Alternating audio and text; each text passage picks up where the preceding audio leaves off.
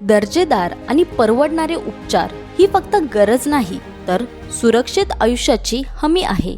आईच्या पोटात असल्यापासून ते शेवटच्या श्वासापर्यंत सार्वजनिक आरोग्य विभागाची रुग्णालयीन सेवा प्रत्येक टप्प्यावर आपल्या सोबत आहे।